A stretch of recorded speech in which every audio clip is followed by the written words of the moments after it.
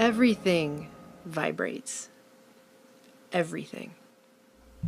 Our reality is such that frequencies have a much more profound effect on us than we've been previously led to believe.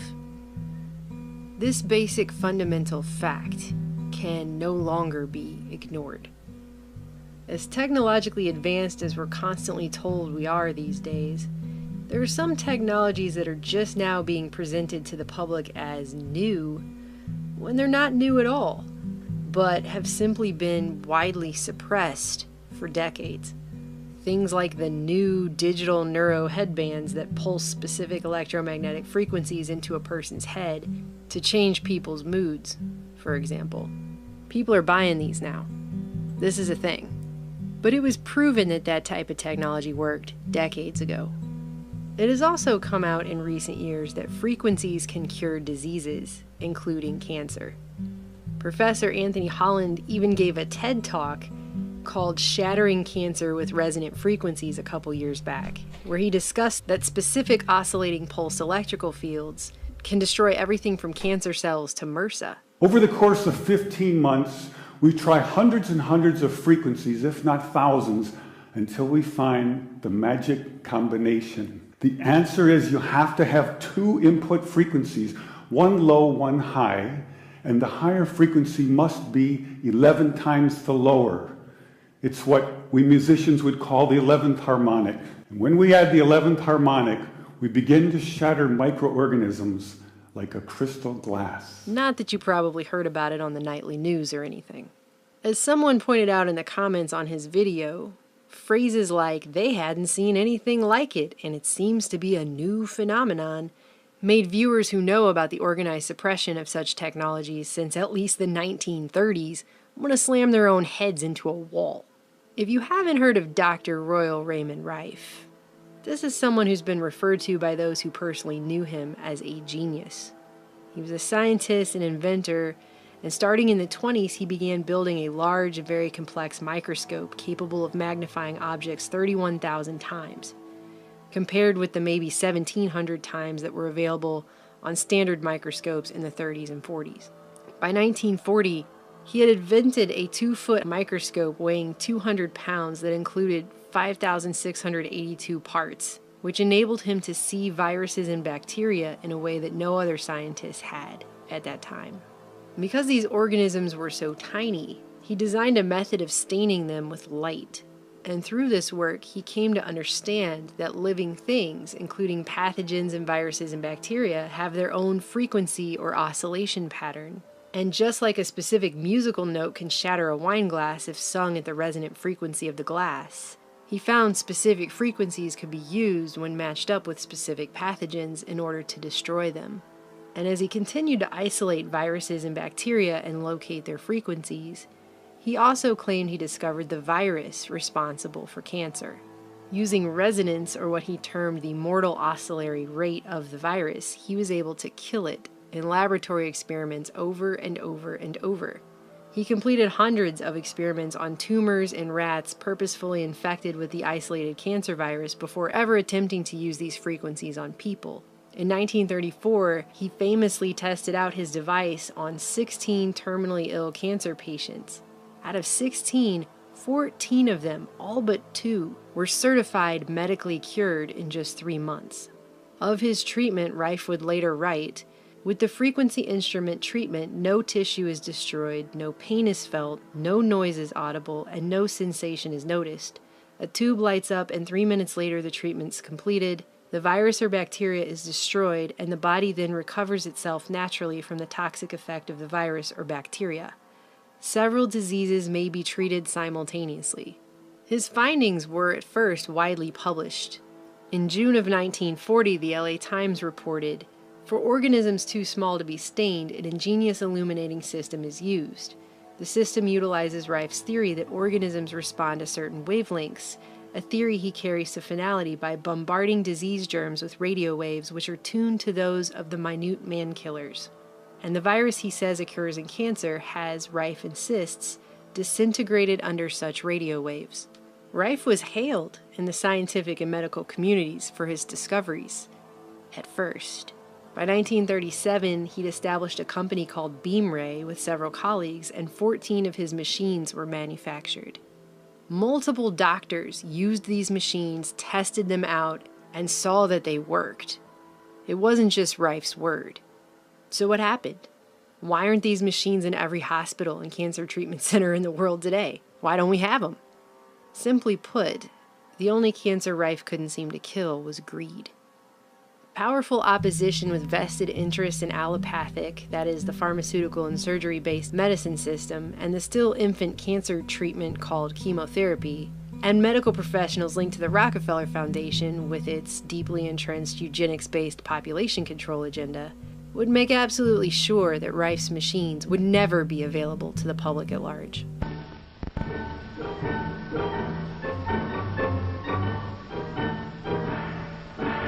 If you notice an absence of stethoscopes, thermometers, and other medical paraphernalia, don't let it upset you.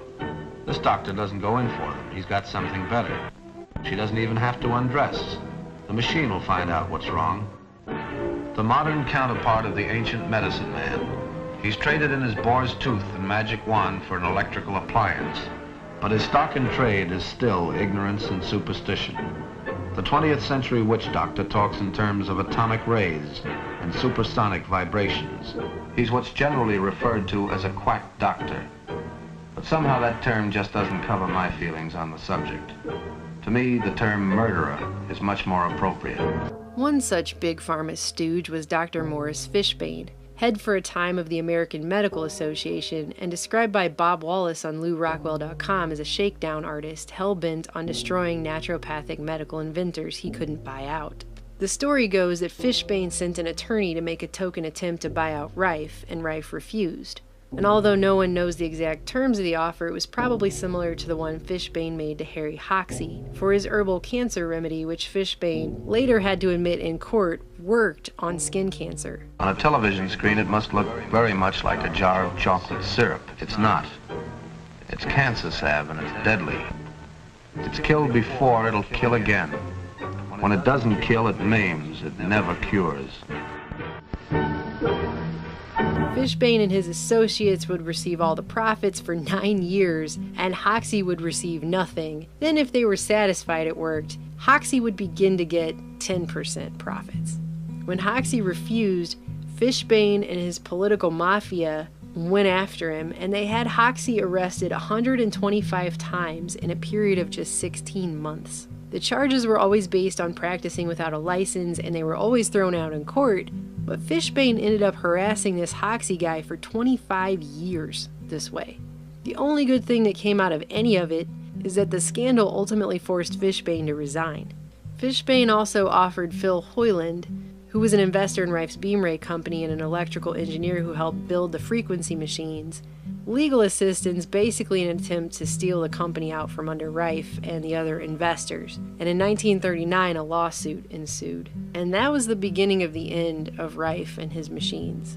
Unable to withstand the criticisms and attacks on his character and his life's work in court, Rife crumbled and turned to alcoholism, despite the fact that he ultimately won his case. But the legal costs bankrupted him, and Beamray went out of business. And Fishbane continued to wield all the power of the AMA to halt any further proper scientific investigation into Rife's claims or his machines. Doctors that had previously supported Rife suddenly fell silent. One of his partners, Arthur Kindle, all of a sudden retired to Mexico after receiving a magical gift of $250,000 from guess who. Other doctors were given large grants and AMA honors to keep their mouths shut and go back to prescribing pharmaceuticals. Major medical journals, which are all predominantly funded by big pharma advertising revenues, refused to publish anyone's work involving Rife's theories or his machines or any of it. And on top of that, Rife's lab was broken into. Documentation of his work, including photographs, and even pieces of his microscope were stolen and vandalized. Then, in what would be too much coincidence for even a Hollywood movie, the multi-million-dollar Burnett lab in New Jersey was torched and destroyed just as its scientists were about to corroborate Rife's findings.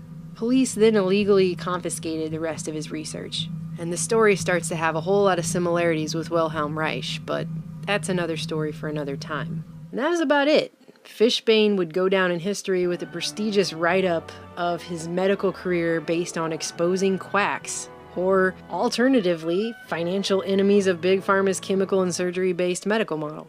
And it wasn't just Fishbane. There was a coordinated effort to ensure that other doctors didn't even attempt to follow in Rife's footsteps. Dr. Cornelius P. Rhodes, an oncologist, Rockefeller Institute alum, and head of the Chemical Warfare Service during the last 2 years of World War II, spent 2 decades from 1939 to 1959 as the head of Memorial Sloan Kettering, the nation's premier chemotherapy advocate, where Rhodes was helping to shape the newly emerging quote-unquote treatment of cancer with chemotherapy. He too prevented other doctors from even attempting to replicate Rife's work, pulling strings to get research funding canceled for those who even dared to try. Rhodes not only prevented Dr. Irene Diller from announcing the discovery of the cancer microorganism to the New York Academy of Sciences in 1950, but he got Dr. Caspi slapped with a nasty IRS investigation and her laboratory funds canceled after she announced a similar discovery in Rome 3 years later in 1953. Rhodes, it should be pointed out, would also go down in history as a potential murderer.